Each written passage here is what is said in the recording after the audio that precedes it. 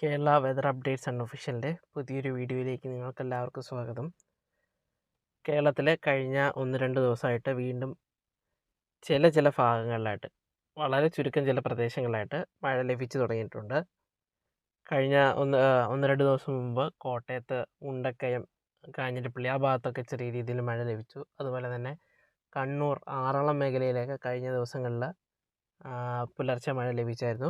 ഇന്നലെ രാത്രി അല്ലെങ്കിൽ ഇന്ന് പുലർച്ചെയായിട്ട് മധ്യ കേരളത്തിൽ, പ്രത്യേകിച്ച് എറണാകുളം, തൃശ്ശൂർ, മലപ്പുറം ജില്ലകളിലെ ചില ഭാഗത്തും മഴ ലഭിച്ചതായിട്ട് റിപ്പോർട്ടുകളുണ്ട്. എറണാകുളം, തൃശ്ശൂർ ഈ ജില്ലകളിലെ ചില പ്രദേശങ്ങളിൽ മഴ ലഭിച്ചു.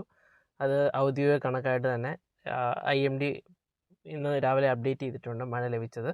അപ്പോൾ ചെറിയൊരു ആശ്വാസം, ഈ മഴ കൊണ്ട് കാര്യമായി ചൂടിൽ കുറവുണ്ടാവാൻ സാധ്യതയില്ല. എന്നാലും നമുക്ക് പേരിന് വേണ്ടിയെങ്കിലും ഒരു മഴ ലഭിച്ചു തുടങ്ങി എന്ന് വേണമെങ്കിൽ പറയാം. ഇനിയുള്ള ദിവസങ്ങളിൽ അപ്പോൾ ഈ മഴ സാധ്യതയുണ്ട്. അവിടെ ഇവിടെയായിട്ടൊക്കെ ഈ മഴ ലഭിക്കാൻ സാധ്യതയുണ്ട്. ചുരുക്കം ചില പ്രദേശങ്ങളിൽ വ്യാപകമായിട്ടുള്ള മഴയ്ക്ക് കുറച്ച് ദിവസങ്ങൾ കൂടി എന്തായാലും കാത്തിരിക്കണം.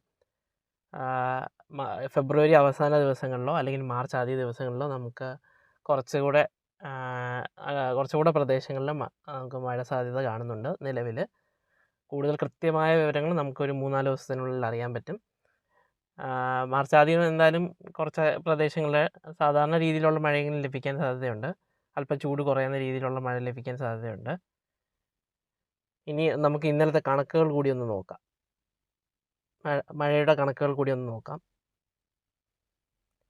തൃശ്ശൂർ ജില്ലയിലെ പീച്ചി, അവിടെ ഇന്നലെ രാവിലെ മുതൽ ഇന്ന് രാവിലെ വരെയുള്ള 24 മണിക്കൂർ, ഇന്ന് പുലർച്ചെ അല്ലെങ്കിൽ ഇന്നലെ രാത്രിയോടെയാണ് ഈ മഴ ഉണ്ടായത്.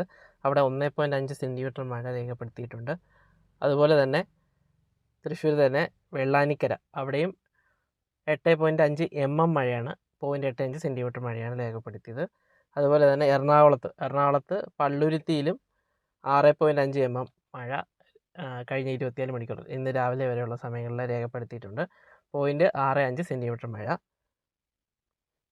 അതുപോലെ തന്നെ എറണാകുളം കൊച്ചി നേവൽ ബേസിൽ അവിടെയും 6.2 mm മഴ രേഖപ്പെടുത്തിയിട്ടുണ്ട് കഴിഞ്ഞ 24 മണിക്കൂറിൽ.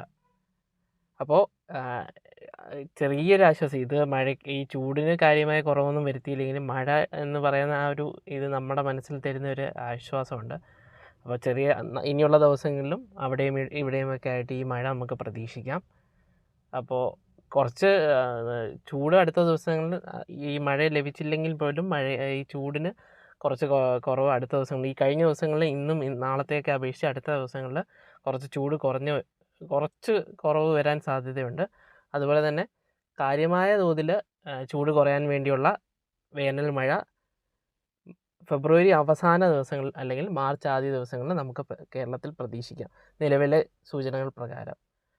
അപ്പോൾ വീഡിയോ കണ്ട എല്ലാവർക്കും നന്ദി.